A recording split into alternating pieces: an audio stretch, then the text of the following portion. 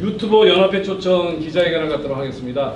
연합회 회장이면서 봉주TV 지대용 대표님의 진행으로 전체 진행하도록 하겠습니다. 반갑습니다. 자, 저희들은 박근혜 대통령 사실 유튜브 연합회는 탄핵 때부터 박근혜 대통령 하야 반대 집회를 필두로 해서 유튜브가 형성이 됐습니다. 많은 지금 유튜버들이 아스팔트 유튜브들이라고 합니다. 그 이후에 TV에서 나와서 논평하시는 분들이 나와서 지금 또 많은 구독자를 거느리고 있죠. 그 이면에는 우리 아스팔트 유튜버들, 뭐 길거리 유튜브라고도 합니다만 현장마다 다니면서 저희들이 유튜브를 알려서 지금 우리 대한민국에서 이렇게 유튜브가 발전할 수 있는 계기를 미끄럼을 준 우리 유튜브 길거리 아스팔트 유튜브들입니다.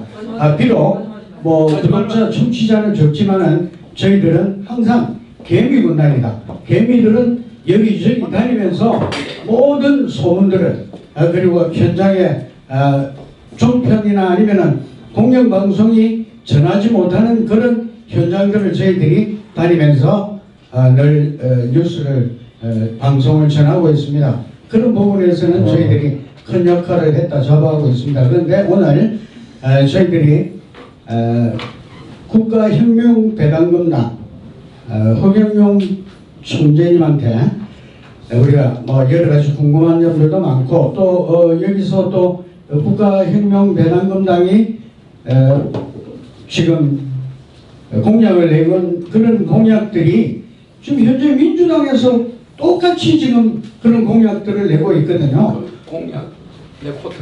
예, 그래서 그런 부분에 대한 우리 허경영 총재님의 말씀을 좀 듣고 싶고 또 많은 우리 유튜버들이 한번 그런 자리를 마련했으면 좋겠다는 의미에서 지금 찾아왔습니다.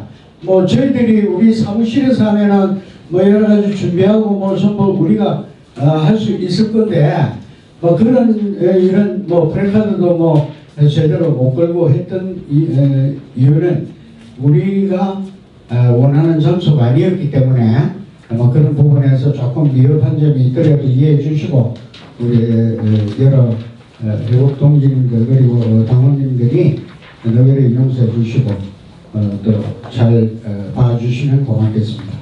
자, 한 분 소개해 드릴까요, 제가? 네, 자, 이상구 공영방송입니다.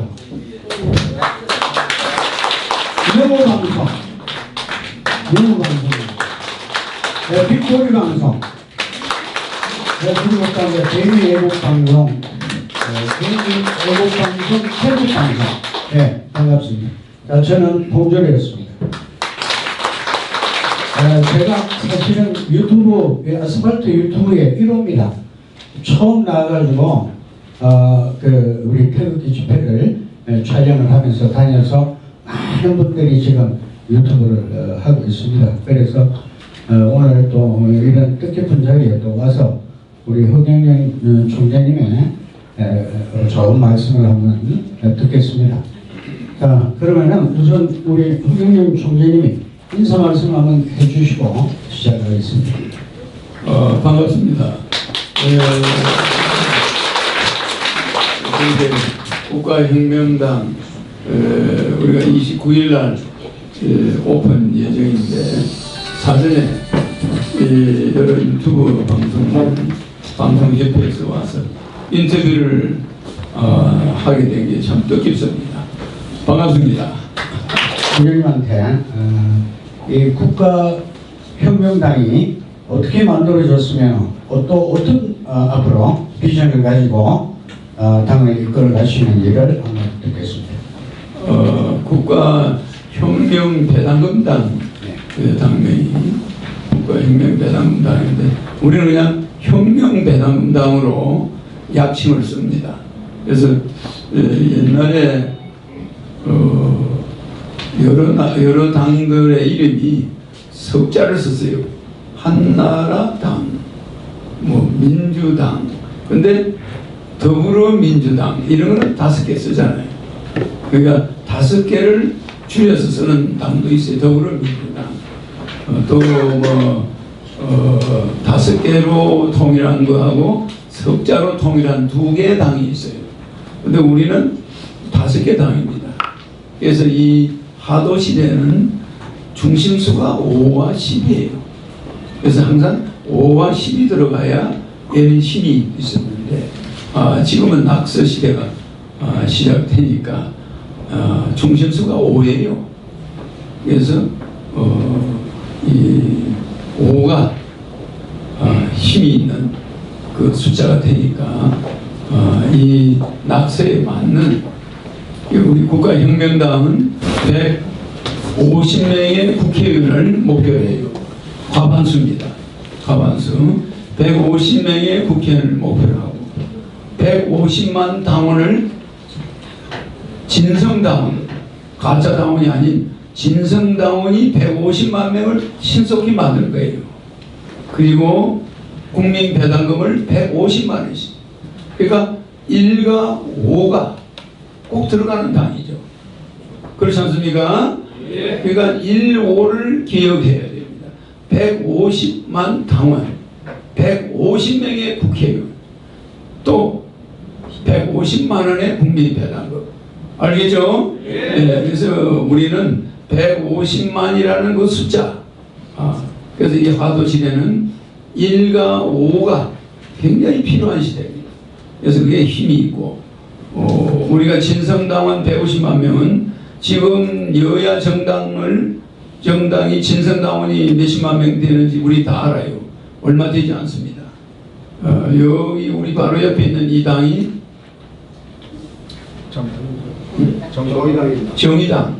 정의당이 진성당원이 좀 있겠죠. 좀 있는 편입니다. 우리는 당비를 내는 당원이 진성당원인데 150만 우리가 신속히 만들 거예요. 그래야 당이 힘이 있습니다. 당은 검은 돈으로 정치 안 하겠습니다. 당원들한테 확실히 당비를 받아가지고 가장 자금이 많이 돌아가는 당, 그 자금을 가지고 원활하게 150명의 국회의원을 만듭니다. 그러나 나중에는 대통령이 되고 난 다음에는 100명으로 줄입니다. 국회의원은 100명으로 만들지만 지금은 300명이 되니까 150명까지는 우리가 감원수를 해야 국가도 바꾸고 모든 국민 배당금도 주고 할 수 있으니까 대통령이 되기 전까지는 150 국민 배당금 150, 진성당원 150명, 150만 명, 국회의원 150명, 이런 식으로 나간다는 거. 그게 국민 국가혁명 배당금당의 1차적인 목표입니다.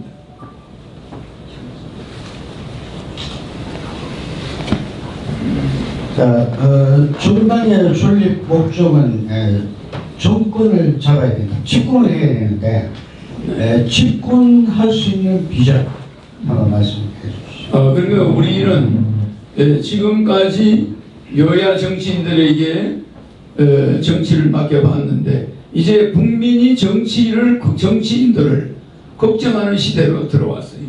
그래서 한마디로 말하면 정치 혐오 시대가, 그러니까 우리가 말하는 과테말라에서나 이런 데서도 코미디가 대통령이 되고, 저 우크라이나에서도 코미디가 대통령이 되고, 미국에는 트럼프 같은 코미디가 대통령이 됐어요. 전 세계적으로 기성 정치인들에 대한 혐오 시대다. 그래서 지금 우리는 뭘 받느냐, 지금까지 국회의원들 쭉 뽑고 대통령을 뽑아봤는데 결국 만들어낸 것은 부익부 비리비. 절대 빈민청, 서민청, 중산청, 차상위청, 상위청, 특권청 6개의 계급 중에서 상위, 중산청 바로 위에 있는 차상위청과 상위청과 특권청 만드는 거예요, 권리. 그러다 보니까 부익부 비니빈이 글로 흘러가버리고 빈민과 서민과 중산층은 몰락하는 거예요. 이런 양극화 현상은 이 현 정치인들 가지고 이제 바로잡을 수가 없다는 결론이 났습니다. 맞습니까? 네. 그래서 우리는 국민들이 이제 허경영이가 아니면 이걸 바로잡을 만한 인물이 없다. 맞습니다. 인물이 없다는 게 지금 특징입니다. 그래서 제가 나는 무엇으로 국민들한테 인정을 받았느냐. 30년 전에 저출산으로 우리 경제가 주질앉을 걸 내다봤다. 그래서 그때 욕을 퍼먹어가면서 결혼하면 1억, 애 낳으면 3천만 원, 저런 미친놈이 어디 있느냐. 그럴 때 나는 저출산, 1958년 개띠, 베이비붐, 20년마다 베이비붐이 와야 된다. 나는 그걸 주장했어. 그러면 58년 개띠가 베이비붐으로 일어나서 엄청 인구가 늘어났는데 그게 마지막이야. 78년에 베이비붐이 있어야 돼요.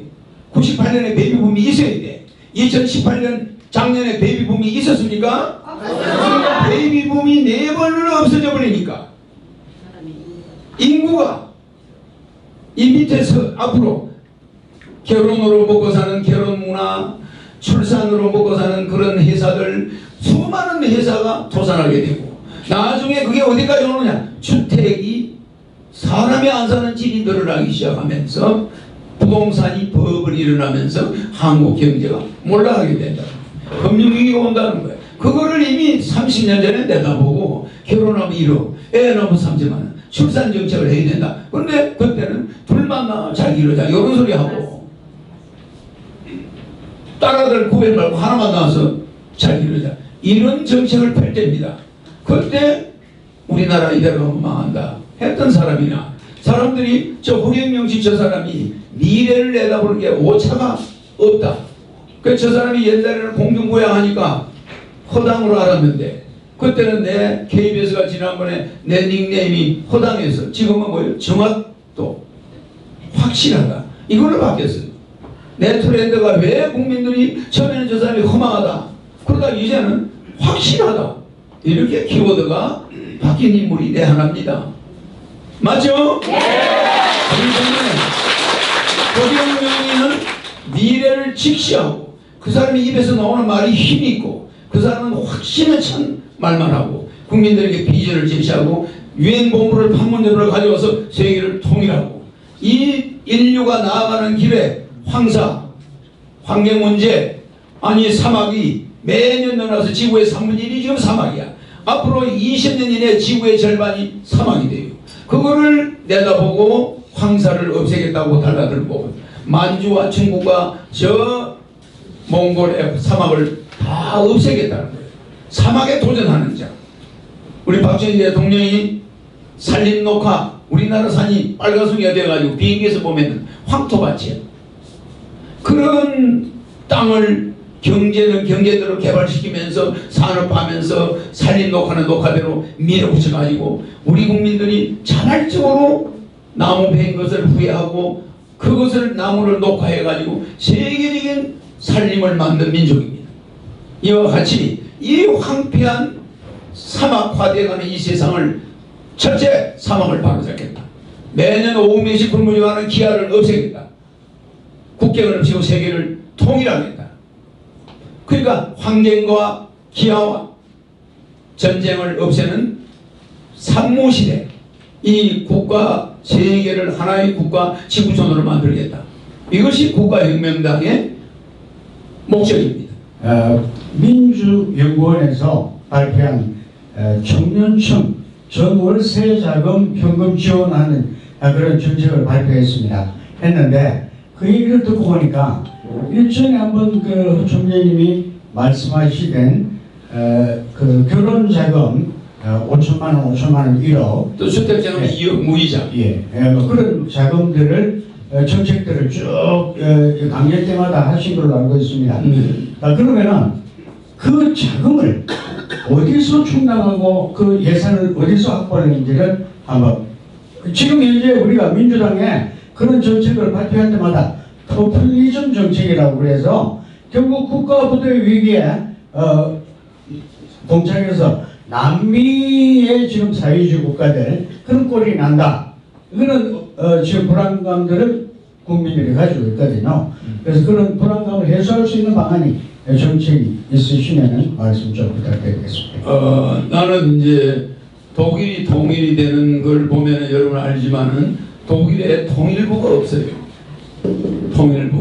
남녀가 연애를 해서 결혼하려고 할 때 결혼부를 만들어 놓고 결혼을 하는 걸 전제로 해서 만나면은 그 연애가 깨지는 수가 있어요. 자연스럽게 연애하면서 결혼으로 가야지. 결혼부를 만들어 놓고 설치면서 남자 여자가 만나면은 그것이 좀 문제가 생겨요. 그래서 우리는 남북 문제는 가능한 한 우리 남한이 북한보다 잘 사니까 저쪽을 흡수 통일하겠다 이런 발상을 벌여야 됩니다. 통일부를 해체해야 됩니다. 쓸데없는 예산을 쓰고 있는 거예요. 통일부 예산 1년에 1조 5천억 그거 국민 배당금으로 돌려줘야 돼요. 아니 저쪽에는 북한에는 통일부가 없는데 이쪽에서 통일부를 만들어 놓고 매년 예산을 쓰고 있는 거예요. 그래서 그거는 결혼부로 바꿔요. 결혼부로. 결혼을 장려하는 분은 돈이 들어가도 아깝지가 않아요. 그건 경제에 이바지하지만 통일부는 아무리 통일부에 우리가 예산을 투입한 데서 통일이 가까이 옵니까? 그렇지 않습니다. 그래서 쓸데없는 분은 없애고 경제를 살리는 통일부 같은 걸 살리는 건 결혼부 같은 걸 신설하지. 그래서 국가 예산은 앞으로 쓸데없는 부처는 해체하고 이제 생산적인 부처를 남겨서 국민 배당금을 줄 수 있는데 기여하도록 하는 겁니다. 그래서 그것뿐이 아니라 우리나라에 국회의원 100명 그러면 200명이 줄어들죠? 네. 그 돈과 보좌관이 3,000명인데 그 한 사람당 한 10명씩 되는데 그 3,000명을 둘 수 없게 해서 자기 개인 돈으로 두는 건 괜찮아요. 국가 예산은 안 들어가는 거예요. 지자체 단체장 선거 폐지입니다. 대통령이 임명합니다. 지자체 단체장이 퍼블리즘하고 회사 사장처럼 사업하고 지자체가 빚을 들이다 져가지고 채권을 끊고 지금 이게 망국적인 거예요. 그리고 국가 예산 로비하러 서울에 와서 돌아다녀. 단체장이 국회의원들 만나러 다니고 자기 지자체 예산 많이 끌어가겠다고. 이게 뭐 하는 겁니까? 앞으로 국가 예산은 예산 투입심사위원회가 만들어져서 어느 지역에 다리 하나 낳는 것도 심사가 까다로워져요. 지자체 단체장 마음대로 할 수 있는 건 하나도 없습니다. 돈 들어가는 거는 전부 중앙을 거쳐야 돼요. 이렇게 하다 보면 1년에 엄청난 예산이 남아서 그래서 시의원, 도의원, 구의원 월급 없습니다. 앞으로 그 제도도 폐지해요. 그래서 우리나라 자체가 대한민국의 국회의원이 외국에 하나의 미국의 지자체만 해요. 그것만도 적어요. 그런 나라에서 국회의원 몇 명, 시의원, 도의원, 지자체가 잡히면 이게 배보다 배꼽이 큰 나라가 돼 있어. 에? 대한민국 같은 땅덩어리는 미국에서 하나의 주도 안 되는 데다가 그 주의 의원들 생각해 보세요. 그러니까 국가 예산을 너무 방만하게 외국에 흉내를 내다가 이 작은 나라를 가지고 미국 정도의 국회의원이 있으면 되겠습니까? 미국의 상원이 100명이에요. 그러면 상원이 원래 국회의원이야. 그럼 우리나라 지금 국회의원은 상원 의원이나 똑같거든. 그러니까 상원이 미국이 100명인데 우리가 왜 100명이 됩니까? 예산 300명이 됩니까? 예산 낭비니까 우리가 미국 상원 100명 정도 우리도 하겠다 이거예요. 왜? 각 분과가 있어야 되니까. 분과도 줄이겠다 이겁니다. 분과도 지금 너무 많으니까 각 분과별로 각 분과를 줄이겠다 이겁니다. 이렇게 해서 국가 예산이 지금은 500조입니다. 500조인데 내가 대통령이 되면은 국가 예산이 약 1000조. 1000조. 국가 예산이 몇 천조 되냐면 법무부 교도소 없어집니다. 교도소 죄수들 먹이고 살리고 뭐 이런 거 없어요. 법무부 예산이 지금 약 2조입니다. 거기에서 1조 정도가 줄어들고 뭐 국회의원들 예산, 사법부, 입법부 전체 예산이 줄어들어요. 이렇게 해서 국가가 1년에 지금 쓰는 예산의 70%가 줄어듭니다. 줄어들고 또 우리가 지금 현재 하고 있는 벌금제 이런 것은 감옥에다 집어넣는 것보다는 재산 비례 벌금형으로 해서 대부분의 기업인들은 감옥을 들어가지 않고 벌금으로 처리하고 이렇게 하다 보면 연간 벌금 수입이 또 대단해집니다. 이런 식으로 국가 예산 또 500만 명의 특수사업자, 지금 말하면 변호사법 위반에 걸리는 직업이에요. 그 사람들에게 특수사업자 번호를 주는 거예요. 무슨 말이냐면은 부동산 중개업이 있는데 부동산을 중개업에다 중개하는, 변호사법이 있는데 변호사한테 사건을 중개하는, 거기에다 수당이 나오고 세금을 낼 수 있게. 일종의 미국처럼 브로커, 이 브로커 특수사업자를 500만 명 정도 내게 되면 지금 사라지고 혼자 변호사한테 소개해주고 돈 받아먹는 이런 것이 합법화되가 세금으로 다 들어와요. 이게 연간 몇백조 이것저것 합치고 하면은 또 세금이 몇백조가 늘어납니다. 얼마든지 세수를 늘릴 수가 있는 데다가 기업 부담은 줄어요. 그리고 또 하나는 그것만 하는 것이 아닙니다. 예. 이렇게 해서 국민 배당금 주는 돈은 지금 현재 30세 이상이 3,400만 명이에요. 거기에서 중산층까지 차상위층과 상위층은 1차적으로 제외됩니다. 배당금에서. 그러니까 서민, 빈민, 서민, 중산층 여기에 해당이 되다 보니까 국민 배당금 주는 돈은 실제 월 30조 안 됩니다. 연간 350조, 360조. 예, 1차입니다. 그럼 이 돈은 또 어떻게 처음에 첫 해, 대통령이 되면 첫 해에 이걸 어떻게 지급하느냐? 바로 시행합니다. 양적 완화를 합니다. 연간 1,500조에서 2,000조 정도를 찍어서 3년간 6,000조 정도를 찍어요. 6,000조 찍어서 국민의 서민 부채 5억 원 미만의 집이 두 채 있는 사람이든 한 채가 있든 5억 원 미만의 은행에 돈을 융자받은 자, 주택 문제로 전부 정리해 줍니다. 국가가 끌어안습니다. 일시불로 갚지는 않습니다. 그 채무를 국가가 이어받는 거예요. 그러니까 모든 사람은 빚이 없어지는 거죠. 집을 3채 이상 가진 사람은 해당이 안 되지만 2채까지 가진 사람은 해당이 돼요. 그럼 그거를 다 모두 부채가 없어져 버리니까 이자가 안 나가니까 국가가 끌어안고 연차적으로 그걸 갚아줍니다. 그 양적 완화한 금액 6,000조를 가지고 그거를 일시에 국민 부채를 해결함으로써 국민들이 국민 배당금 받은 돈을 은행에 안 내고 생활비에 쓰다 보니까 경제가 살아납니다. 이걸 미국의 카인즈나 경제 세계적인 거시경제학자나 미시경제학자 하이에크나 카인즈 같은 사람들의 경제 원리는 앞으로 경제 못 살립니다.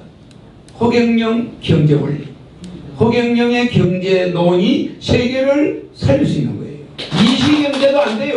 거시경제도 안 됩니다. 그 중간이라 해요. 초월경제, 경제를 완전히 졌다 놨다 할 수 있는 논리가 있다 이 말이에요. 그게 허경영 경제 원리예요. 이 앞으로 책으로 나올 겁니다. 허경영의 세계 경제 원리. 알겠죠? 네. 케인즈나 하이에크의 경제 원리는 이제 시대에 뒤떨어지는 겁니다. 네. 그렇게 해서 국민들에게 그 머리 숫자 다 계산해 놨어요. 거기에 국민 배당금이 얼마 나가고 노인수당이 70만 원씩 얼마 나가고 이거 다 주고도 돈이 남아 돌아가는 거예요. 철칙 올라요 나중에. 그래서 우리는 양적 완화를 왜 해야 되냐? 매년 돈이 달러로 바뀌어가지고 미국으로 흘러나가요. 새나가요. 그리고 돈을 5만 원짜리를 땅속에 마늘밭에 막 묻어. 그 돈이 은행으로 들어가지 않는 돈이 사라지는 돈이 너무 많은 거예요. 그걸 생각 안 하고 경제학자들은 실제 국민의 호주머니에 돈이 없는데 우리 총 화폐 발행고 1,700조 그것만 계산하고 한 달에 연간 통화량이 2,500조다 이따구 소리는 하고 숫자적인 경제만 하다 보니까 부익부 빈익빈이 생기고 국가의 돈은 다 말라버리는 거예요. 이런 혁명을 사실 국가혁명당의 혁명, 혁명배당금당의 혁명은 경제혁명이에요. 맞습니다. 서민과 빈민과 서민과 중상층의 사채와 은행 부채가 제로를 만들어주겠다. 우리나라가 생긴 후에 박정희 대통령이 한번 부채 탕감한 적이 있습니다.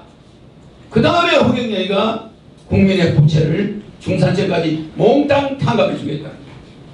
거기에 이의가 있습니까? 제가 뭐 일부 공감하는 부분도 있고 특히 공감하는 부분은 저도 지방이고 이래 외국을 다니면서 보니까 요즘 서울 시내도 그렇고 각 지방자치단체 그 뭐라 그럽니까 그 청사가 경쟁입니다. 서로 멋지게 짓는 게 다 뭐 서초구 뭐 강남구 뭐 어디 구들마다 전부 자기들 청사만 그럴듯하게 짓는 게 참 경쟁적으로 이게 이루어지는 게 보니까 그런 부분에서는 뭐 지자체 뭐 이런 거 없애는 게 좋겠다는 그런 생각도 좀 해봤습니다만은 이런 공약들을 우리 그 주종 세력들 뭐 일반적으로 이제 얘기하는 분들이 그리고 당원들 그리고 허경영 총재님을 따르는 분들만 홍하지 일반 국민들은 허황되다 이거 너무 공약들이나 아니면 얘기하시는 강연 내용이다 허황되다 허풍이다 뭐 이러거든요. 그래서 그러면은 국민들을 설득할 수 있는 어떤 방법을 한번 말씀해 주시죠. 지금 말씀하시는 것은 내가 지금까지 30년간 이걸 주장해 온 것이 국민들 머릿속에 일관적으로 저 사람은 여야를 비판하지 않고 대통령을 한 번도 비판하지 않으면서 정책으로만 저 사람은 꾸준하게 한 가지 공약을 그대로 밀고 왔어요. 이거 국민들이 인정합니다. 인정하는데 그 디테일한 부분은 이 사람을 TV에 씌워주지 않았어요. 그러니까 이번 국회의원 선거에 내가 처음으로 도전하는 겁니다. 이 국회의원 선거에서 다음 대선까지 3년이라는 이 기간 동안 홍보 시간이 충분해요. 전 국민이 이번 국회의원 선거를 통해서 국가혁명배당금당의 배당금이 뭔지 예산이 어떻게 나오는지 이거는 이번 선거에서 다 알게 돼요. 무슨 말이냐면은 이것이 다 알려지면은 우리나라에서 자기가 4인 가족이 600만 원을 받는데 그걸 안 받겠다. 저쪽 당을 찍겠다. 이런 사람이 나올 가능성이 있을까요? 없습니다. 절대 이것을 제대로만 알리면 우리 당원들이 앞으로 열심히 알립니다. 아주 알리다가 졸도해서 쓰러지는 사람도 있을 정도예요. 이런 시간은 아직 주어지지 않았고 모든 언론이 허경영이 그동안에 10년간 묶여있다 보니까 정책만 가지고 있었지 활동을 할 수 없게 묶어놨어요. 작년 이제 12월에 풀려가지고 이제 시작입니다. 이제 이것을 알릴 수 있는 기회, 지금이 바로 첫 스타트예요.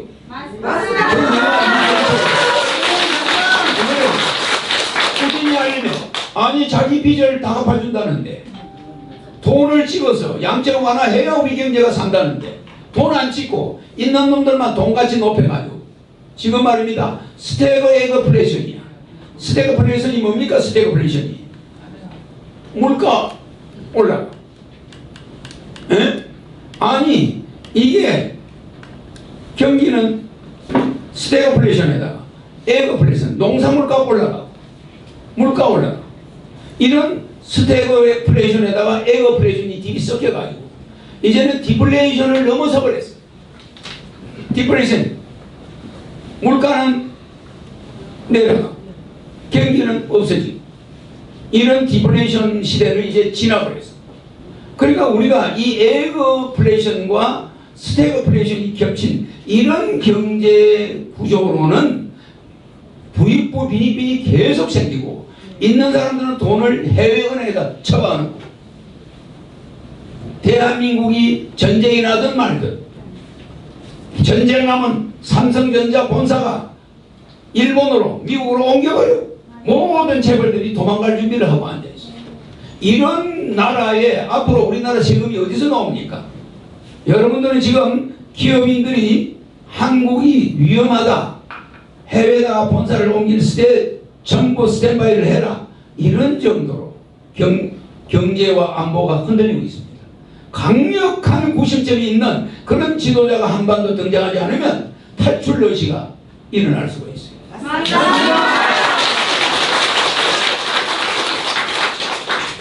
자, 그리고 우리나라 그 선거의 행태는 보면은 거의 투표장에 가면은 민주당 아니면은 자유한국당이거든요. 보수 그다음에 진보 이런데. 근데 우리 국민이 예. 그런 것에 대한 종지부를 찍을 때가 왔다는 거예요. 그걸 내가 이거 알리면 이념이냐 경제냐 둘중에 택하라 이 말이에요. 맞습니다. 이념이면 민주당 아니 무슨 자유한국당이 있지만은 좌우가 있지만 경제 좌우가 있을 수 없어요. 맞습니다. 오직 허경영 국가혁명 배당금당 아니고는 경제에 살릴 수가 없다고 나는 단정합니다. 국민들이 TV에서 내 눈을 똑바로 보는 날 국민들이 마음이 바뀝니다. 그건 우리가 저 과테말라나 우크라이나나 이런 데서 보고 있고 미국에서 봤어요. 미국에서 트럼프가 글자 그대로 트럼프 잘 치는 사람이야. 도박하는 사람이에요. 사업인데 자꾸 5번이나 망에 자빠졌다가 그 사람이 다시 일어났죠. 그런 사람을 미국에서 신뢰합니까? 신뢰하지 않는 인간이야. 여자 문제 말도 못하게 많아? 성 문제가 그렇게 여자 문제가 최고로 미국에서 복잡한 사람이 트럼프예요. 그 사람을 왜 대통령을 세웠습니까? 천하의 바람군을. 그것은 그 사람의 의지가 확실히 미국의 경제를 살리겠다. 여기에 꽂힌 거지 이념에 꽂힌 게 아닙니다. 지금 아직까지도 이념에 꽂혀서 민주당이다 뭐 자유한국당 내 이름도 잘 모르겠네. 자유한국당이다. 자유는 무슨 자유야? 그런 당들의 이념 좌우에 자꾸 이런 싸움만 붙이면 여러분의 후손들은 전부 걸레이가 돼. 걸레이가. 그래서 정치 이념은 보수입니까 진보입니까? 절대 보수든 진보든 모두 나를 원한 경제 대한민국을 살리고 우리 5천만 국민이 단결해가지고 세계를 통일하고 우리 민족이 하늘이 준 사명을 정말 다하겠다면 이념 따위는 벌써 던져야 됩니다. 무슨 보수입니까 진보가 아니라 대한민국이에요. 대한민국. 내 이념 사상을 따진다면 대한민국이 잘 되고 우리 조상들 앞에 부끄럽지 않은 형제지간에 나눠 먹고 잘 살았다. 이래야지. 니만 내만 잘 살고 다른 사람 다 죽였다. 이게 조상들이 좋아하겠습니까? 아니요. 안 됩니다. 이제 우리는 조상들 앞에 떳떳한 국민으로 돌아가야 돼. 너그 이념 싸움하다가 형 동생이 원수가 되고 이런 나라는 없애겠다. 그렇습니다. 물론 동감합니다. 지금도 뭐 아스팔트에 나가서 저희들이 뭐 이념에 걸려서 좌파 우파 이걸 싸우고 있는데요. 그런 부분은 우리가 저 북한의 김일성 그 집단들, 김정은 집단들이 있는 한은 아마 그게 끝까지 갈 것 같습니다. 그렇지 않습니다. 김정은 집단을 가지고 우리가 자꾸 핑계를 대는데 김정은 집단은 우리가 지금 염려해야 될 집단이 아닙니다. 그렇게 자신이 없습니까? 대한민국 5천만 명이 똘똘 뭉치면 경제가 북한보다 40배가 앞서 있어요. 40대 1입니다. 독일이 통일될 때는 3대 1이었어요. 3대 1인데도 통일이 되고 나서 독일 서독 사람들이 후회를 합니다. 세금만 내면 동독이 다 가져가 버려요. 발전이 안 되는 거예요. 그 독일 경제가 후퇴하고 있는 거예요. 그런데 40대 1이 경제 차이가 나는데 이걸 우리가 북한을 갖다가 음으로 양으로 민간 차원에서 지원해서 북한 경제가 우리와 3대 1 정도 될 때 그때 통일을 해도 안 늦어요. 지금 40대 1로 통일이 되면 우리 경제는 이대로 박주지는 않아요. 맞습니다. 변할 수가 없어요. 무슨 말인지 알겠죠? 네. 그나마 실업자가 엄청나게 늘어나면서 국가 파산이 예상돼요. 통일을 논하는 자는 용서하지 않겠어. 내가 대통령이 되고 나서 아시아 통일을 논하는 건 괜찮은데 남부 통일을 논하는 자는 결국은 월남처럼 저 예멘처럼 북이 평화협정을 맺은 다음에 남쪽을 먹어버린 거예요. 월남이 그렇지 않습니까? 네. 지금 월남처럼 미군이 우리나라에서 빠져나갈 국리만 찾고 있다 이 말입니다. 이거를 여러분들은 모르고 있는 거예요. 미국은 빠져나가는데 뭐 전 세계 보는 이목에 자기들 무슨 채통이 서야 되니까 어떤 실마리만 잡으려고 하고 앉아있어요. 그래서 자꾸 방위비를 올립니다. 일본은 방위비 1%를 써요. 자기 예산에. 우리는 국가 예산 500조에 50조를 씁니다. 방위비를. 그럼 일본은 우리가 방위해주고 있어. 만약에 제주도까지가 공산 북한 땅이 돼버리면 일본은 방위비를 10배로 늘려야 돼. 그렇잖아요? 네. 그러니까 한반도는 일본 방해해주고 있는 거예요. 그래서 우리가 지소미아를 연장한 게 잘한 겁니다. 일본에 방위를 해주더라도 일본에 미군이 와 있고 전쟁이 나면 미군이 신속히 며칠 안에 한반도 투입될 수 있어야 되니까 일본과 등을 돌리는 건 우리가 미국을 등과 돌리는 것과 똑같아요. 그래서 우리는 지소미아를 연장해준 정부가 잘한 겁니다. 한반도의 정책은 그렇게 이념으로 해결되는 게 아니고 실리적인 외교를 해야 됩니다. 실리적인 외교. 실제적으로 우리 한반도의 안전을 위해서는 북한과 대립할 필요가 없고 인도적인 차원에서 민간 교류를 활발하게 해가지고 북한 경제를 살려주는 거. 북한이 핵을 포기하게 한 다음에 북한 경제를 살려주든지 북한이 핵을 끝까지 가지겠다면 우리는 핵을 가져야 되는 거예요. 알겠죠? 그리고 북한과 협상을 할 필요 없이 자체적으로 핵을 준비하면 되는 거고 그거는 IAEA를 설득하든 미국을 설득하든 내가 해낼 수가 있습니다. 그러면 전쟁은 없어. 지금은 비대칭 군사력이 돼가지고 북한은 세계 미국, 영국, 프랑스, 중국, 러시아와 함께 핵을 가진 세계 6번째 국가예요. 그러면 이런 국가와는 전쟁에서 이길 수 있는 나라는 존재하지 않아요. 이런 비대칭 상태를 만들어 놓고 우리 보고 가만히 있으라. 그러면 우리는 월남 봤죠? 미국이 월남을 살살 달려가지고 철수하더라고. 야, 자유 대한민국에서 온 사람들도 철수해. 다 철수하고 프랑스 파리에서 호지맹하고 월남하고 미국하고 회담을 했어. 아, 앞으로 우리 전쟁 안 하겠다. 미국 철수해다오. 그래 철수했어요. 한 달 만에 적화됐어. 한 달 만에. 지금 북한과 미국이 일어나는 일이 바로 월남 사태와 똑같은 일을 추진하고 있어요. 그 빌미를 잡기 위해서 미국은 서서히 방위선을 일본으로 연장하고 있는, 일본으로 옮기려고 하고 있는 거예요. 그래서 이런 형국을 제대로 내다보고 미래의 한국의 안보가 중요한 것이지 이념 따위는 필요 없습니다. 지금 실리 안보를 해야 됩니다. 알겠죠? 자, 민감한 문제를 좀 질문 드리겠습니다. 조금 전에 뭐 트럼프도 여성 문제 말씀을 드렸는데 얼마 전에 가로세로 연구소 유튜브 대형 메이저 유튜브에 나와서 그 최모라는 여자가 나와서 1시간 이상을 아마 허경영 총재님 얘기를 방송을 했는데 아마 그런 부분들이 우리 그 시청자분들이나 국민들이 좀 궁금해 하시는 것 같습니다. 많은 궁금증을 가지고 있는데 뭐 어떻게 좀 나는 그 사람들과 합의를 했어요. 합의서가 있습니다.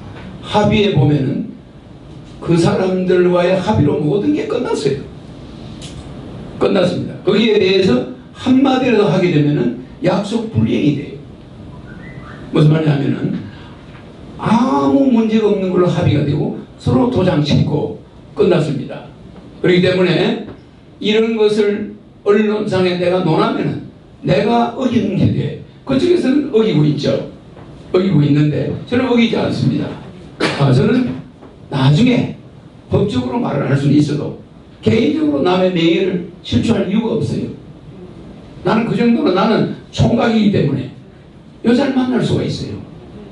그렇죠? 네. 그리고 내보다 30살이 적은 여자하고 나는 계속 할 수가 없습니다. 그렇잖아요. 네. 그러니까 내가 오히려 여자한테 매달리는 게 아니고 헤어진 겁니다. 이것을 무슨 시비거리가 됩니까? 안 됩니다. 나는 여성들을 굉장히 존경하고 정말 여성들을 갖다가 강의 때마다 대한민국 여성들을 자랑하는 사람이에요. 그렇기 때문에 그 사람한테도 나는 여성을 비할 생각 전혀 없어요. 네. 내가 잘못한 게 있으면 국민들이 판단해 주시면 돼요. 그리고 나는 그런 사람들에 의해서 더 깨끗한 사람으로 바뀌어나가면 되는 겁니다. 맞습니다.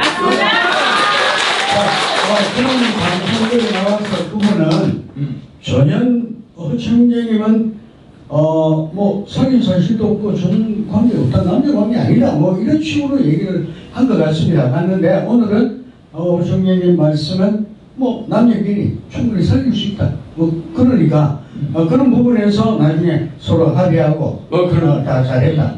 그런데 지금 그걸 가지고 나와서 또 법적인 문제나 아니면 이슈화하고 있다. 어떤 의도로 그러겠습니까? 그거는 그 사람 의도를 내가 말할 필요는 없고 나는 그런 것이 있다 해서 국가를 구하고 세계를 구하는 일을 멈출 수 없잖아요. 그러면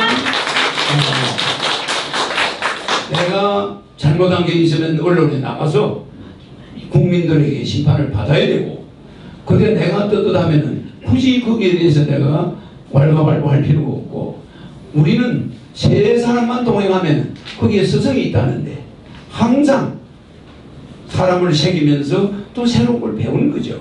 그것뿐이지 어떤 감정도 없다는 거. 다 자기 적성에 안 맞으면 만나고 헤어지는 건 자기들의 인지상정이고. 그런 불미스러운 일이 있다는 데 대해서는 죄송하게 생각합니다. 네. 죄송하게 생각하고 차후에는 그런 일이 없도록. 네. 그리고 어디까지나 내가 이 세상에서 살아가면서 배우고 있는 거죠. 나도 학생이니까. 그럼 여성관계 문제는 나는 너무 공부만 하면서 성장한 사람이에요. 이성관계 데이트를 해본 적이 없잖아. 그러면서 성장하고 많은 공부를 하다 보니까 시간이 없었고, 그런 데 대해서 좀 서툴한 점이 있겠죠? 그렇죠? 그것이 내가 순수성만 있지 야근 데가 없어요. 그래서 대한민국에서 어떤 한 사람에게라도 상처를 줬다면 죄송하게 생각하고 앞으로 그런 걸 반복하지 않도록 하겠습니다. 유튜버들이 궁금해하는 건요.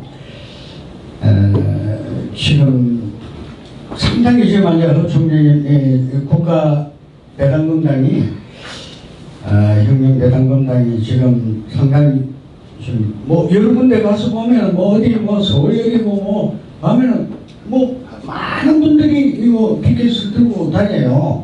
알려주고 있는데 뭐 자금을 뭐 어떤 그 분들 얘기로는 뭐 전부 가난한 분들이 뭐 자기 집 팔아서도 막 뭐 이래 가서 후원하고 뭐 한다 이런 얘기들이 많습니다 지금. 그래서 그런 부분에 대해서 말씀해 주시죠. 그러니까 우리는 국가혁명배당금당은 빈민과 서민과 중산층을 위한 당이에요. 그러다 보니까 뭐 재벌들이 뭐 도와줄 리가 없잖아요.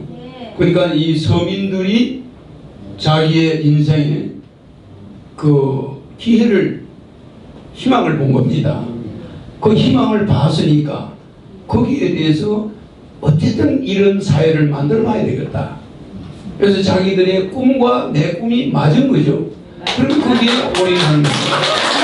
그래서 국가혁명 배당금당은 앞으로 진성당원이 150만 명 있어. 우리나라 정당사에 가장 많은 예산이 당비가 들어오는 당으로 엄청난 홍보할 수 있는 여력이 생겨요. 그래서 홈페이지도 이번에 오픈했죠? 이제 당비가 들어오겠죠? 그럼 우리 국가혁명당은 홍보를 할 기회를 충분히 얻었어요. 당원들이 집을 팔아서라도 당비에 보태고 후원을 하게 되면은 합법적으로 당비가 모이겠죠? 부정한 돈 받을 필요 없죠? 부정한 돈을 받는 당들은 부익부 빈익빈을 만드는 당 맞죠? 우리는 서민들의 피와 땀이 섞여요. 서민들의 피땀이 녹아 들어와야 이 당이 생명이 있는 거예요. 알겠습니까? 우리의 뿌리는, 우리 국가혁명 배당당의 뿌리는 지저분한 서민, 저 흙 속에 헐게서 뿌리를 내린 거지 다이아몬드에다 뿌리를 내리는 게 아니에요. 맞습니다. 무슨 말인지 알겠죠? 가장 낮은 저 흙 속에 뿌리를 내려서 지렁이가 있던 거기에 벌레들이 기어다니던 거기에 뿌리를 내려서 거기에 영양소를 우리는 흡수하겠다는 거예요. 알겠죠? 그렇지 어제 저 남의 금고에 재벌들의 뭐 은행 돈에 거기다 뿌리를 내리는 게 아니에요. 그러니까 당연히 서민들의 코 묻은 돈을 우리는 받아야 거기서 힘이 생기고 거기서 에너지가 나오는 겁니다. 그래서 국가혁명 배당원당이 앞으로 정책을 알리는 데는 여러분들의 당비에 대한민국의 운명이 달려 있습니다. 그래서 조금 더 우리는 그 서민들의 도움으로 당을 유지해 나가는 것이 조금 더 이상하지 않고 그것이 부익부 빈익비를 맞는 시금석이 된다는 거. 맞습니다. 그게 마중물이 되는 겁니다. 마지막으로 한 민감한 문제 하나 더 말씀드리겠습니다. 그러다 보니까 우리 국민들은 아니면은 다른 뭐 이 사이드에 있는 분들은 종교 집단 같아. 뭐 그런 얘기들 많이 하시죠. 그래서 그 해소 방안이 있습니까? 그런 부분들. 여러분들이 알지만은 혁명이 프랑스 혁명사를 쓴 사람이 세계적인 불후의 명작을 남겼는데 프랑스 대혁명사를 쓴 사람이 그 원고를 자기 선배한테 한번 교정을 받으려고 줬어요. 10년간 써놓은 건데 그 선배가 원고를 받아가지고 현관문 앞에 놔둬 마루에 앞에다 갖다 놨는데 그 집의 하녀가 이거 책장에서 쓰레기를 버리려고 갖다 놨나 보다 해가지고 그걸 가지고 불을 뗐어요. 근데 그 원고는 복사해놓은 게 그 당시 있나? 없어요. 없으니까 불에 타버리겠죠. 그러니까 이 사람이 10년간 쓴 프랑스 대혁명사가 불타버린 거예요. 그래 그 원고가 좀 달라고 제자가 찾아왔을 때 후배가 찾아왔을 때 이 사람아 원고를 우리 벽난로에 불러 떼어버린대 우리 하녀가 이걸 어떡하냐 그랬더니 그 사람이 10년간 다시 원고를 써나갔어요. 그게 세계적인 불후의 명작 프랑스 혁명사입니다. 무슨 말인지 알겠죠? 프랑스가 유럽에서 정말로 스타트로 그런 혁명을 해가지고 성공한 나라입니다. 그것은 엄청난 서민들의 스스로 자발적으로 일어난 서민혁명이에요. 계급혁명입니다. 그것이 우리 한반도에서 아직 한 번도 못 일어났어요. 조선시대 때 정봉준 장군이 시작했지만 실패했죠? 네. 뭐 5.16 성공했습니까? 아니요. 여러 가지로 다 실패했죠? 우리나라에는 아직 서민혁명이 없습니다. 이제는 제가 와서 제대로 된 이제 혁명을 국가혁명을 하는데 재벌들에게는 국가의 세금 포인트제를 만들었어. 세금을 많이 낸 사람은 자동차 번호판을 빨간색으로 해줘. 지나갈 때 양보해줘야 돼. 그럼 우리는 배당금을 받으니까 세금 많이 낸 사람을 우대해줘야 될 거 아닙니까? 부자는 부자대로 존경해주고 없는 사람은 없는 사람대로 편안하게 살 수 있는 세상을 만들자는 것이지 무슨 사상과 이념으로 좌파다 우파다 이런 세상은 이제 끝내야 됩니다. 근로자들도 세금을 꾸준하게 내면 세금 포인트가 1년에 5,000점. 저 사람은 세금 포인트가 2만이야. 그럼 무조건 고개 숙이. 저 사람은 세금 포인트가 10밖에 안 돼. 그러면 그 사람은 고개 숙이고 다녀야 돼. 그러니까 세금을 많이 내는 사람을 우대합니다. 꾸준하게 직장에 오래 다니면서 세금 포인트가 그 사람의 신용 정도를 대변하는 겁니다. 이렇게 해서 있는 자는 있는 자대로 우대해주고 그 자들은 돈을 없는 사람들이 세금 내는 걸 기쁘게 생각하고 세금을 서로 많이 내려고 해. 이렇게 해서 세수가 정대되는 시대가 도래합니다. 도래하면서 세금 내는 사람들이 자부심을 가지면서 우리 부자와 가난한 자가 상생하고 서로 기뻐하고 서로 부둥켜 안고 너네 밥 먹었느냐? 너 직장 없느냐? 이렇게 서로 걱정해주는 이런 서로 부둥켜 안는 시대를 만들어야지 계파를 논아버리고 부익부 빈익비를 만드는 이런 엘리트들 이 엘리트 집단을 손봐야 되는 겁니다. 그래서 자, 그러려면은 국민들한테 많은 홍보가 있어야 될 것 같아요. 그게 바로 여러분들이 자발적으로 내놨고 집세 피고 내놨고 땅 팔아가 내놨는 당비입니다. 당비. 그것이 많이 들어오고 후원금이 많이 들어오면 국가혁명배당금당의 홍보는 어렵지 않습니다. 맞습니다. 절대 어렵지 않습니다. 그래서 이게 여러분이 이 큰 집에 불을 낼 때 불이 삽시간에 나죠? 네. 천천히 납니까? 아니야. 처음에는 아주 슬로우로 타요. 그다가 조금 불이 붙으면 금방 걷잡을 수 없죠? 네. 지금은 모닥불이 타고 있습니다. 맞습니다. 타고 있지만 조금 있어 보세요. 이 국민들의 불길은 걷잡을 수 없이 올라탑니다. 150명의 국회의원을 만들어내면은 내가 대통령 되기 전부터 힘이 있을 거 아닙니까? 그러면 우리는 내년 2년 후에 지자체 선거가 있습니다. 아주 선거가 2번이 있어요. 그때 또 국가혁명당 알리는 거죠. 그리고 그 다음 대통령 선거가 있습니다. 아주 우리가 당을 만드는 시점이 국회의원 선거 앞두고 있고 지자체 선거를 앞두고 있는 시점이라 홍보할 기회 얼마든지 있습니다. 염려하지 마시고 전혀 염려하지 않아도 됩니다. 그 정도 자신 없이 당을 만들지 않습니다. 우리. 허경영 총장님 지금 현재 우리나라에 지금 안보 통일 분야 제일 급선무 아닙니까? 제일 중요하고. 절대 그렇지 않습니다. 안보 통일 분야는 아예 없애버려야 됩니다. 아니 그런데 네. 우리 서민이 느끼기에 지금 제일 급선무로 생각되는데 네.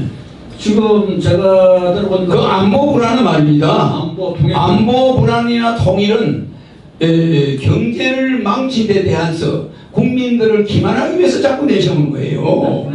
국민 경제를 불안해하니까 안보를 내세워가지고 국민들에게 불이익을 주는 스타일입니다. 네. 절대 그게 말려들면 안 됩니다.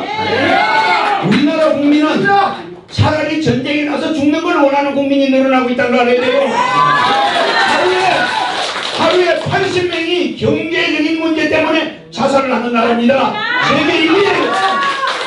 그걸 갖다가 안보에다가 덮어 씌우는 겁니다. 아니 국가 경제가 파탄이 나 있으면은 그 경제를 어떻게든 살리겠다 이렇게 집중적으로 국회의원들이 단합해서 여야가 해야 되는데 무슨 단식이나 하고 뭐 무슨 자기들 그거 목표를 이루겠다고 달려들지 국민은 그런 목표 원치 않아요. 맞습니다. 무슨 말입니까? 뭐 안보요? 아니 제가 안보는 차라리 전쟁 나서 죽는 게 낫다 이런 사람도 있습니다. 아니 제가 안보 통일을 갖다 주장하는 게 아니고 예. 이제 국민 입장에서 피부 그 국민을 오도하니까 그런 말이 나오는 겁니다. 제가 오답이 아닙니다. 아니, 말고 제가 기자한테 질문한 정권 가진 자들이 정권 차원에서 하나의 안보의 불안이 정치에 이용되는 건 잘 아시죠? 잘 아시죠? 예, 그래 이제 예. 질문하겠습니다. 예. 저기 그래가지고 제가 허경영 총장님의 여러 정책을 보니까 상당히 좀 타당성이 있는데 예. 지금 이제 문재인 씨가 가는 길은 허경영 총장 완전 반대 길을 가고 있거든요. 완전 반대 길을 가고. 절대 그렇지 않습니다. 문재인 대통령이 가는 길은 상당히 중도적이라고 봐요. 물론 문재인 대통령이 우파 이념적으로 볼 때는 우파 이념에 반하는 것 같지만 결국 적어보세요. 지소미아도 처음에는 없애버리겠다. 이거 우파하고 반대죠. 근데 결과적으로 가서는 뭐합니까? 지소미아 연장이다. 결국 우파 노선을 가잖아요. 결국 문재인 대통령도 중도를 택할 수밖에 없습니다. 절대 미국을 배제하거나 일본을 배제하는 정책은 쓰지 않을 걸로 보고 대한민국의 안보를 위해서 대통령은 최선을 다하고 있다고 나는 봐요. 그 여러분들은 왜 그렇게 불안을 가집니까? 대통령을 그렇게 못 믿습니까? 나는 자유한국당이나 뭐 더불어민주당 그런 거 대변하는 사람 아닙니다. 그러나 정직하게 바라보세요. 어느 대통령이 대한민국이 위험에 빠지도록 하겠습니까? 맞습니다. 절대 그렇지 않습니다. 안보 불안하지 마세요. 우리나라는 1년에 국가의 예산의 1% 5조라는 돈, 약 6조라는 돈을 미국에 지불하고 있습니다. 그러면 그들은 우리나라에 와가지고 병력을 여기다 주둔시키고 돈을 받고 우리나라 안보를 지켜주고 있는 중이에요. 그렇지 않습니까? 그런 나라인데 우리가 돈이 없으면 몰라도 돈이 있는데 불안해할 이유가 있습니까? 없습니다. 그 사람들이 핵 북한 북한 핵을 능가하는 핵 잠수함을 가지고 있어요. 속도가 북한 핵보다 빨라요. 무슨 말인지 알죠? 북한의 핵을 발사하려면 통신이 있어야 되는데 통신을 무력화시키려는 그런 무기를 가지고 있어요. 그 사람들이 와서 우리의 국방을 용병을 해주고 있잖아요. 그러면 용병을 쓸 수 있는 경제력이 있어야 되는 거지. 그렇지 않습니까? 단 우리가 월남처럼 남북 간이 무슨 협상을 한다거나 무슨 연방제를 한다거나 이따위 끈을 놓으면은 대한민국은 망하는 거죠. 절대 북한과 남한이 연방제 운운하면서 사인하거나 평화협정을 하거나 이런 일은 없어야 됩니다. 그렇게 한다면 안보는 아무 이상이 없습니다. 그게 아주 맞는 말씀인데 지금 우리 그 서민들은 문 정부가 주 51시간 우리 아직 대한민국에 아직 적응돼서 안 되는 주 51시간 그다음에 소득주도 성장 이거 뭐 경제 원론에 없는 또 용어를 합니다. 이 만들어가지고 경제를 갖다 완전 피폐시켜 놨습니다. 경제가 지금 뭐 서민들 죽는 소리 많습니다. 그거는 말입니다. 네. 미국이 우리 한반도 정책에 우리가 말려 들어가고 있는 거예요. 박근혜 정권 때 외화 부채가 얼마 안 됐는데 지금 현재 상당히 많이 올라간 걸로 알고 있습니다. 네. 그리고 모든 게 다 돈으로 해결해가지고 정부 지원해주고 젊은이들 지원해주고 이러다 보니까 국가 재정이 오히려 바닥난다 그러고 지금 아주 불안해하고 있습니다. 그리고 문재인 정권이 지금 지난 대통령 선거 때 공약으로 낮은 주위에 연방제를 한다고 돼 있고 지금 그렇게 가고 있습니다. 거기에 대해서는 총장님은 연방제에 가면 안 된다고 하는데 정권은 또 두둔하는 연수가 있어서 그 낮은 주위의 연방제는 연방제에 도장을 찍으면 유엔군이 철수해야 됩니다. 유엔군이. 그러니까 연방제를 뭣도 모르고 우리가 시행하다가는 미군이 일본으로 철수해야 되거든요. 그럼 그런 상태에서 전쟁이 나면은 유엔군이 한반도에 못 들어옵니다. 내란이 됩니다. 국가 내란이 돼. 북한과 남한이 싸우는 게 내란이 돼요. 연방제니까. 같은 나라에서 전쟁이 나니까 미국 군대가 못 들어오니까 그냥 월남같이 적화됩니다. 예멘같이 적화를 해요. 이런 것을 우리는 알고 있기 때문에 우리나라의 국방부나 우리나라 장군들이 그렇게 어리석하지 않습니다.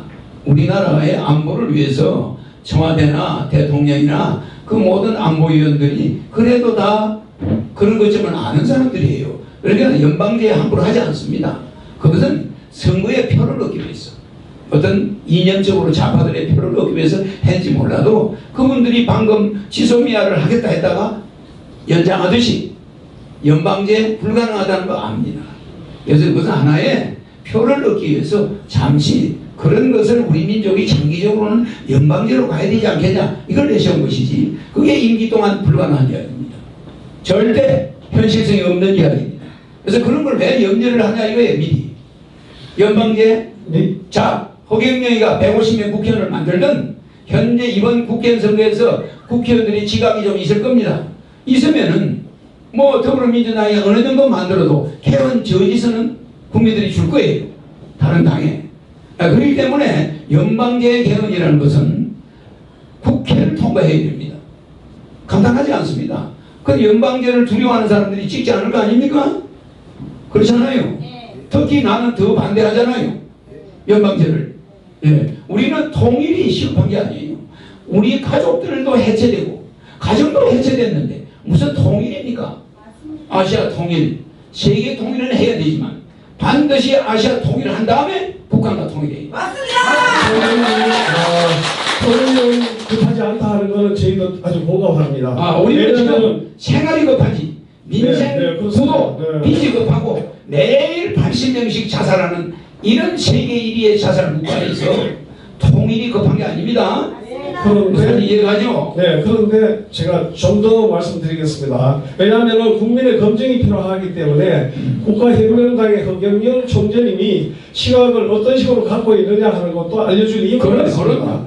그런 의미에서 제가 묻는 말씀은 드리는 말씀이 국민들의 생각이라고 생각하고요. 대변을 한다고 생각합니다. 지금 문재인 정권이 지금 안보 문제에서 전부 안보 빗장 다 풀어줬습니다. 전방에 대전차고 공사 이거 다 없애고 한강 지하에 밑에 수심에 밑에 있는 대전 장애물 같은 거 이거 북한 사람하고 같이 해가지고 조사해가지고 해도를 다 넘겨줬습니다. 그리고 지금 여러 가지로 전부 안보 빗장은 다 풀어내고 있는데 저 국방부에서는 뭐 여러 가지로 또 대답도 안 하고 자기들 세력 같은 사람을 국방장관에 임명했습니다. 그런데 이번에 지소미아도 그 미군을 철수하라고 주장하는 좌파들의 힘을 실어주는 것처럼 지금 사실은 미군 철수시키려고 지소미아를 폐기한다고 했는데 우리 우파 여러 사람들이 여러 군데서 그거 하면 안 된다 하고 미국에서도 또 들고 일어났지 않습니까? 자, 그러면 세컨더리 보이콧 바로 들어간다. 들어가면 은행 전부 다 부도 맞고 집권 그냥 폭락하고 재산 올라가 버리고 돈 가치 하락된다. 이런 게 막 나오니까 지금 그거 마지막 국내지책으로 끝에 가서 마지막 날 그렇게 유지하는 걸로 저희들은 알고 있고 국민들도 그렇게 알고 있습니다. 그래서 거기에 대해서 허경영 총장님 답변이 좀 계기가 좀 있는 것 같아서 정리를 좀 해주시면 좋겠고 또 한 가지 더 묻겠습니다. 내년도 어차피 선거를 하셔야 될 거 아닙니까?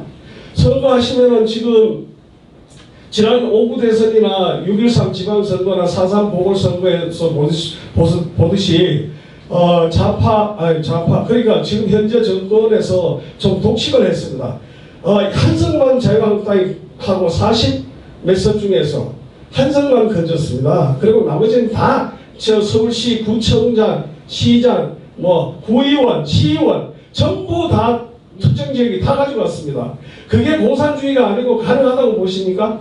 그런데 지금 선거 내년에 아무리 허경영 총장님이 이 많은 사람들 국민들 등에 힘을 입어가지고 다 찍어준다고 해도 개표 결과는 다르게 나올 수가 있다는 겁니다. 자기들 의도대로 할 수가 있다는 이런 취지, 그게 지금 현재 그렇게 조성이 되어 있는 상태에서 그걸 어떻게 극복할 것인가, 이것도 답변을 좀 해주십시오. 지금 여당이 야당을 보는 시각은 자기들의 페이스에 말려 들어가고 있다 이렇게 보고 있겠죠. 근데 허경영만큼은 그렇지 않습니다. 내가 국회의원 선거에서 내 하나가 국회로 들어간다 하더라도 크나큰 이변이 일어나요. 맞습니다. 엄청난 일이 일어납니다. 내가 국회에 들어가서 연설을 하겠죠? 네. 엄청난 국회에서 국회의원이 할 수 있는, 말할 수 있는 기회는 얼마든지 있습니다. 국회의원 아닌 내가 국회의원이 돼서 국회로 들어갔다 그러면 내가 국민들에게 홍보할 수 있는 기회가 어마어마하게 주어져요. 맞습니다. 그러면 각종 매스컴이 허경영의 기사만 다루면 유튜브든 뭐든 떠요. 다 뜹니다. 그래서 안티들이 허경영을 자꾸 다루는 거예요.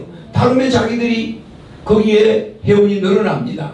이렇게 하듯이. 그러나 실제적으로 제가 그런 면에서는 국민들에게 인기가 있다 보니까 그런 현상이 있으나 실제적으로 내가 국회로 들어가서 내 입이 열리는 날 대한민국 역사는 내가 원하는 대로 바꿔갈 수가 있습니다. 그래서 저는 일반 밑바닥에 서민들의 가슴 속에 많이 새겨진 사람이에요. 그래서 나중에 보면은 그 인계점이 도달하기만 하면 폭발하는 거죠. 맞습니다. 지금 인계점에 도달하기 직전입니다. 맞습니다. 내가 방송에 이제 나가고 이번 국회의원 선거를 지나면 인계점을 넘어섭니다. 맞습니다. 조금도 걱정 안 하셔도 됩니다. 뷰토리 방송의 손익득입니다. 예. 문재인 정권이 만들려고 하는 공수처에 대해서 어떻게 생각하십니까? 우리나라 검찰은 검찰력이 집중되어 있다 보니까 정권을 잡은 청와대와 맞설 정도입니다. 그러니까 그 검찰과 판사를 통제할 수 있는 것이 공수처다 이렇게 보는 거예요. 그러면 그거는 장기 집권을 구상하고 있다. 이제 이렇게 보는 겁니다. 이 꼴로가 우리가 방정식으로 보면은 공수처, 장기집권 뭐 이렇게 보는 겁니다. 왜 타당한 이야기예요. 그래서 검찰과 법원이 자유롭게 재판할 수 없는 시대가 공수처가 만들어지면은 그런 시대에 보는 거죠. 그러나 지금 검찰이 무슨 뭐 청와대나 대통령을 걱정하지 않아 별로 신경을 쓰지 않고 마음대로 일을 할 수 있으나 공수처가 나오면은 문제가 달라지죠. 재판 하나, 수사 하나, 모든 것이 통제할 수가 있게끔 된다는 거죠. 그래서 이거는 히틀러 정부하고 좀 비슷해진다 이렇게 보면 됩니다. 그래서 독재로 가는 줄 아닙니까? 그렇지. 그러니까 공수처라는 것은 강력한 정권의 구심점을 잡으려고 하는 거예요. 네. 그래서 검찰 권력을 둘로 쪼개자는 겁니다. 검찰의 권력을 지금 검찰의 권력을 이분질로 하려고 하는 뭐 그런 정책인데 그 정권을 잡은 사람들 입장에서는 충분히 말할 수 있는 거예요. 충분히 말할 수 있습니다. 왜? 총장님 입장은 어떠십니까? 네? 입장은 어떠십니까? 나는 대통령이 되면은 국민을 절대 기소나 불기소든 간에 형 확정 이전에 언론에 보도하는 건 금지시킵니다. 무슨 말이냐면 법무부 장관을 수사를 할 때 법무부 장관의 혐의를 가지고 그거를 그냥 언론에 무작위로 보도하는 것은 존재하지 않습니다. 앞으로는 대법원의 확정 판결이 난 것만 보도하게 해요. 그러니까 우리나라 뉴스는 전부 범죄 뉴스입니다. 이거 나라 망하는 거예요. 그래서 학생들이 뉴스를 보면 우리 아버지들 다 도둑놈들이구나. 우리 아버지 어머니들은 도둑질만 하는구나. 이렇게 봐요. 절대 이거 나라의 좋은 게 아닙니다. 교육적으로 이게 문제가 되는 거예요. 영국이 세계를 제패한 거는 중국과 러시아와 중국과 카나다와 미국과 오세아니아와 호주 뭐 이 아프리카 아시아 중국까지 다 점령했던 건 옥스퍼드 대학이 있었기 때문이에요. 교육입니다. 미국이 지금 세계를 제패하는 거는 하버드 대학 때문이에요. 네. 이럴 때 교육이 중요한데 이런 교육이 세계 권력의 최위에 있습니다. 교육이. 교육을 잘하느냐 못하느냐 이게 세계를 움직이는 건데 우리는 애들한테 맨날 장관이 부정해먹고 무슨 재벌회사를 갑자기 두드려 잡아 뭐 국민들에게 맨날 안티뉴스 안 좋은 뉴스만 보여주는 거예요. 그러니까 애들이 어떻게 생각합니까? 우리 젊은이들의 교육을 망치고 있어요. 그래서 앞으로 형이 확정되기 이전에 혐의를 보도하는 행위 이거 없어집니다. 예. 그래가지고 나중에 무혐의가 되면 그거는 신문에 내줍니다. 아니 맞습니다. 이런 기회도 없습니다. 그래서 우리는 텔레비에서 그런 맨날 재배하고 왔다 가다 나중에는 무혐의야. 그런 거 보여주지 않도록 이제 우리 해야 됩니다. 그래서 그거는 일본 사람들이 잘해요. 자국민을 그렇게 서로 일본이 197명을 우리가 고소할 때 일본은 한 명을 고소하는데 일본 사람은 자국민을 가지고 그렇게 싸우지 않습니다. 우리가 그런 거는 본받아야 됩니다. 네. 그러니까 총재님이 그 공수를 찬성하느냐 뭐 찬성하다는 그 말씀을 좀 해주시죠. 공수처? 네. 검찰 기능을 어느 정도 중립화하겠다는 그런 의도는 권력을 잡은 자들이라면 연구할 대상은 되죠. 그러나 나는 바로 벌금제가 되고 구속을 안 하게 되니까 뭘 합니까? 재산비례 벌금제로 바꿔서 교도소를 90% 없앱니다. 10%만 남겨놔요. 그거는 강력범들을 처벌하기 위해서 있는 것이고 나머지 죄수들은 전부 벌금으로 국민 배당금을 줘야 되니까 예상 벌금 수익이 연간 100조 정도 들어옵니다. 그럼 뭐 때문에 앉혀놓고 먹여 살려요? 뭐 때문에 모욕시켜줘? 뭐 때문에 옷을 제공해줘? 그 일을 호텔이라고 그래요. 죄수들은 절대 그런 일 없습니다. 네. 죄지면은 자기 재산 다 날아가요. 죄지면은 자기 재산으로 보상하라고 그러면 안 들어갑니다.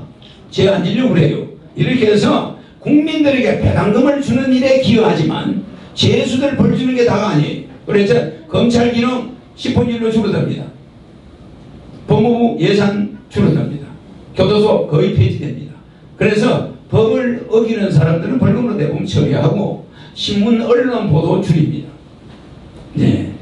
절대적으로 우리가 우리의 가정을 언론에 마녀 사냥을 해가지고 한 가정을 그렇게 비참하게 파괴시키는 이런 법제도는 없어지면서 판사 줄입니다.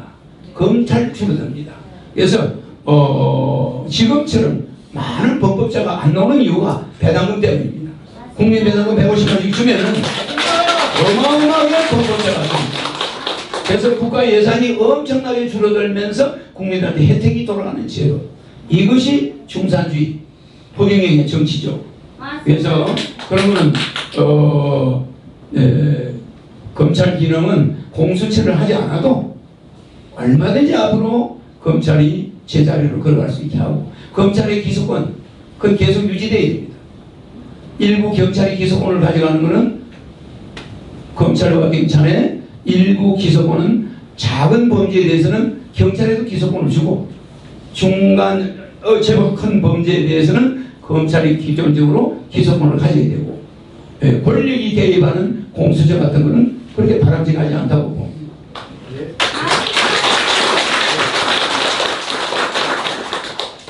말씀 잘 들었습니다. 잘 시간. 그런데 뭐 그 부분에 대해서 한번 말씀을 좀 드리겠습니다. 자, 언론의 기능은 견제 그리고 국민의 알 권리 그리고 예방 효과거든요. 뭐 그런 부분에서 이제 허 총장님 말씀하시는 거 보니까 뭐 거의 혁명이다. 혁명. 그러면은 혁명은 곧 이꼴 독재거든요. 그런 걸 누가 우리 국민들이 다시 지금 동의하겠냐는. 동의하겠죠. 예. 그러니까 우리 국민들이 혁명이라고 하는 것 지금까지 우리 국민은 혁명을 한 번도 겪어본 적이 없습니다. 쿠데타는 봤지만 진짜 우리 국민이 프랑스 민주주의 혁명사가 불후의 명작이 됐듯이 이 대한민국 혁명사가 세계를 구조하는 불후의 명작이 될 겁니다. 대한민국 국민이 아직까지 혁명을 제대로 본 적이 없어요. 진정한 혁명은 유신혁명입니다. 하늘에서 깬 자가 나타나서 세상을 바꾸는 것. 위에서 아래로 내려가는 혁명. 그것이 진짜 혁명이에요. 네, 깨친 자가 인간들을 제도하기 위해서 만드는 일본의 그 유신혁명. 일본의 왕이 국민들한테 혁명을 명령해서 만드는 혁명. 그것이 유신혁명입니다. 혁명 중에 가장 훌륭한 혁명이 유신혁명이에요. 그 밑에 가장 낮은 혁명이 민중혁명입니다. 못 사는 사람들이 들고 일어나서 뒤집어 엎는 혁명. 이게 가장 가치가 없는 민중혁명이에요. 그래서 프랑스 혁명은 민중혁명이었습니다. 예, 볼셰비키 혁명도 민중혁명이에요. 그런데 제가 하는 혁명은 민중혁명과 유신혁명이 섞여 있다는 거예요. 그래서 불가능이 없어요. 독재하지 않아도 국민이 그 사람에게 강력한 힘을 풀어줘 줌으로써 배의 선장을 한 사람의 선장을 택해야지 배의 두 사람의 선장을 국민이 원치 않는 겁니다. 지금 여야 제도에서는 두 사람의 선장이 있는 거나 마찬가지예요. 배가 맨날 이리 갔다 저리 갔다 하고 있는 거예요. 그러나 강력한 구심력 있는 선장, 이걸 대한민국이 살아날 수 있는 길입니다. 그래서 독재도 개인을 위한 독재가 아니라 국민 전체를 잘 살기 위한 독재. 그거는 국민이 결정하는 겁니다. 국민의 투표로서 혁명을 하는 거예요. 그래서 제가 국가혁명당이 추진하는 것은 투표혁명.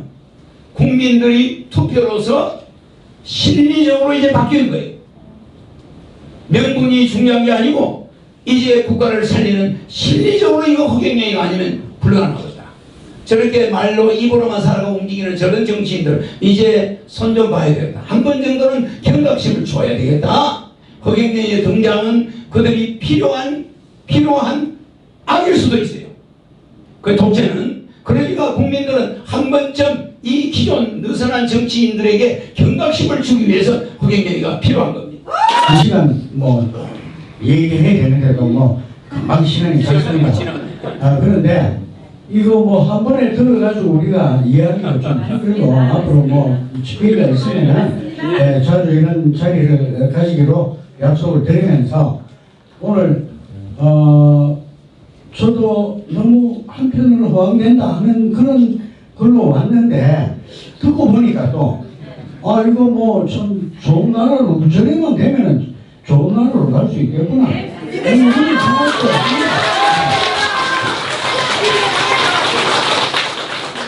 아직까지 아직 우리 국민들이 그렇게까지 갈 정치적인 성숙이 안 됐다.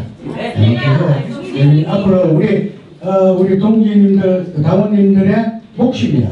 그리고 잠시만 우리 대통령의 유튜브 연합회 기자회견 기념 촬영을 하도록 나오시면 좋겠네. 우리 기자님들.